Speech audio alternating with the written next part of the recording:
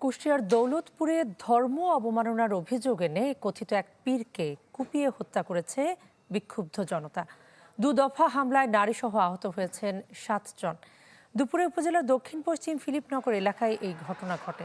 Police জানায়, ধর্মীয় অনুভূতি নিয়ে কথিত পীর শামীম রেজার একটি বক্তব্য সামাজিক যোগাযোগ মাধ্যমে ছড়িয়ে পড়ে। এরপরই বিক্ষুব্ধ হয়ে ওঠে এলাকাবাসী। পরে তারা পীরের দরবারে হামলা, ভাঙচুর এবং আগুন দেয়। কুপিয়ে গুরুতর আহত করা হয় শামীমকে। তাকে স্থানীয় হাসপাতালে নেওয়া হলেও বাঁচানো যায়নি। খবর পেয়ে পুলিশ গিয়ে পরিস্থিতি নিয়ন্ত্রণে আনে।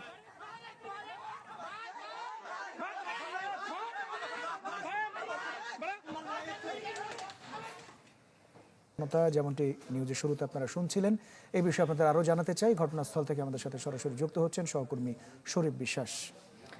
শরীফ, এখন সেখানে পরিস্থিতি কি এবং পুলিশ কি বলছে?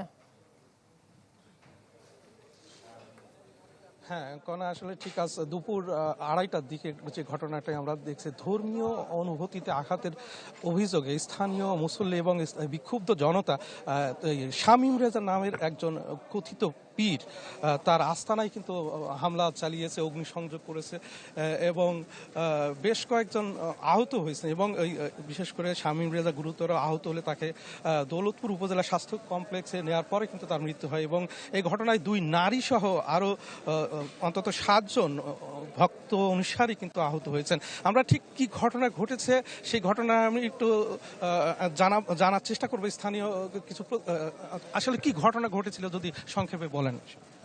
গতকালকে এখানে গতকালকে 30 সেকেন্ডের ভিডিও ভাইরাল হয় আর কি। তো এখানে পীর হচ্ছে শামীম জাহাঙ্গীর সাহেব, সে হচ্ছে একটা ধর্মীয় অবমাননা করে একটা কথা বলেছিল।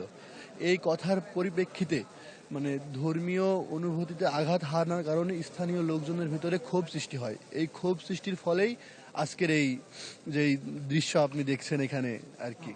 ধন্যবাদ। আসলে কণা, বিষয়টি আসলে এইরকম যে ধর্মীয় অনুভূতিতে আঘাত হানার কারণেই কিন্তু এই ঘটনার পর থেকে আমরা দেখেছি অনেকটা থমথমে পরিবেশ। বিশেষ করে ঘটনার পর থেকেই কুষ্টিয়ার পুলিশ সুপার, বিজিবির একাধিক সদস্য এবং স্থানীয় সংসদ সদস্য রেজা আহমেদ বাচ্চুমুল্লাহ কিন্তু তিনি এই মুহূর্তে ঘটনাস্থলে এসেছেন এবং পরিস্থিতি নিয়ন্ত্রণে, অর্থাৎ বিক্ষুব্ধ এলাকাবাসীকে শান্ত করার জন্যই কিন্তু মূলত তারা কাজ করছেন।